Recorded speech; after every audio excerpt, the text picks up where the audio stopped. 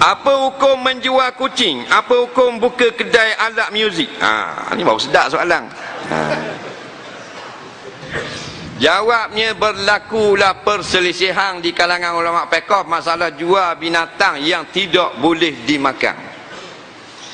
Baik, kita ambil kau yang mengatakan boleh, diharuskan jika untuk kecantikan. Contohnya kucing. Kucing ni orang bela kerana dia cantik. Buat teman orang boleh herok. Orang kafir Allah jadikan anjing duduk dalam rumah dia. Orang Islam kucing, tu tak? Jadi tak payah balah. Nak kita ni Tuhan wi kucing, nak anjing juga. Duduk rosok anjing, duduk dukung anjing pula. Kat gini bela babi pula. Berat nandang pula. Nak, Tuhan buat boleh ada kucing tu orang Islam. Anjing tu orang kafir. Masa zaman Nabi, sahabat tanya dah kalau kucing, Nabi kata kalau anjing mari minum dalam bekahmu mu cuah air, fa'ariqu kena cuah. Nak. Sahabat tanya pula dah kucing tak apa, tak najis. Maknanya kucing untuk orang Islam. Baik.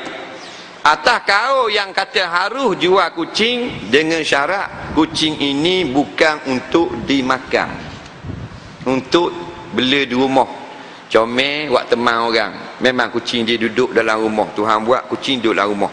Nak, kita tengok TV dia duduk bawah, dia masuk dalam kain kabur, dia masuk dalam kain kita. Betul tak? Kita apa lembek, dia tidur dulu. Kita berbuka komputer, dia naik duduk atas PC. Bila PC jenis nipis flat screen, dia duduk atas mouse. Lepas tu tikus dah duduk main. Faham? Kucing jenis main orang. Betul tak? Baru comel dah Tuhan buat. Rumah tu imam ada kucing, rumah mufti ada kucing. Rumah Abu Hurairah, Abu Hurairah dok bola rumah dalam lengan baju terus. Nabi pergi rumah Abu Hurairah, Assalamualaikum. Waalaikumsalam. Tengah main kucing, kejut Nabi mari masuk dalam lengan baju susu. Nak, takut Nabi marah main kucing.